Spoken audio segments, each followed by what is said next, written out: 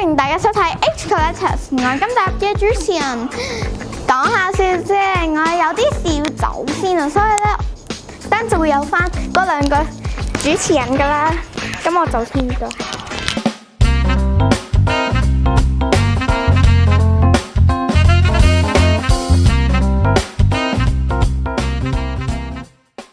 咁我哋今日咧請咗個特別嘉賓出嚟，就係我嘅助手。唔該晒，辛苦晒你啦。唔該晒。咁我哋咧呢度咧有5種唔同嘅勞力士嘅手錶啦。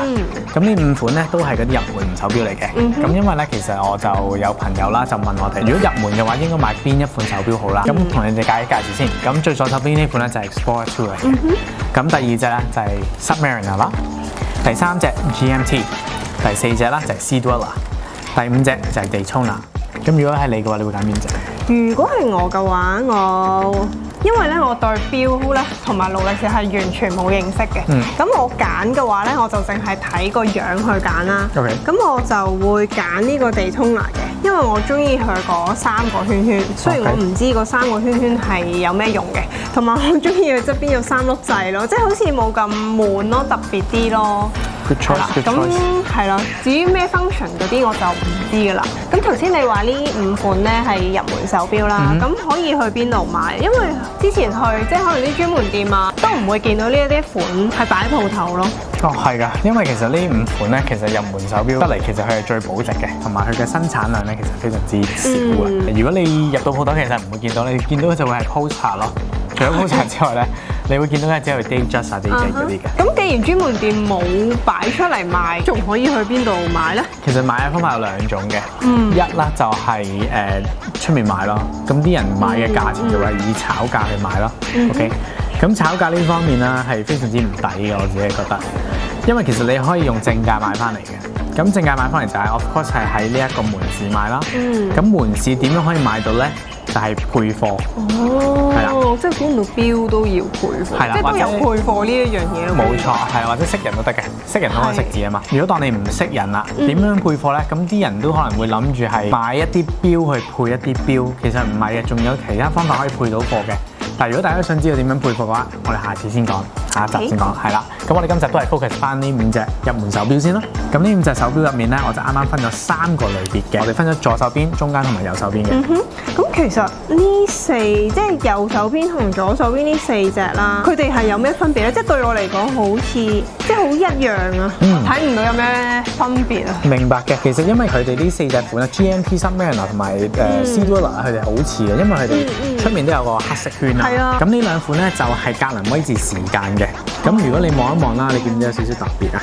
係喎，多支針嘅喎。係啊。咁2隻格林威治時間咧，支針係會多咗1支針嘅。咁嗰支針我嚟做咩咧？其實就係我嚟計多一個 time zone 嘅。咁然後你見一見出面嗰個圈圈，咁個作用咧，你見到啦，其實佢係2468至到去22。如果去到中間嘅話，24個鐘。係啦，24小時時間嘅。咁呢一個 base on 左手邊呢2隻咧，係 for 一啲人係需要可能去旅行去得多啊，去計時咁樣咯。咁我哋而家講右手邊呢2隻咯喎。咁呢2隻咧，我哋講一講親入面先啦。咁入面咧其實係冇頭先嗰2隻多支針嘅，同埋佢有日子嘅。咁然後出面個圈圈嗰度咯喎。咁大家都會見到啦，佢唔會係246至到去24小時咁樣嘅 number， 咁佢會有啲 number 咧係可能去到10、20、30、40、50，咁其實嗰個愛嚟做乜嘢咧？係愛嚟幫一啲人喜歡潛水啊或者游水咧，俾佢哋知道自己嗰個氧氣筒啊，仲有幾多時間剩啦。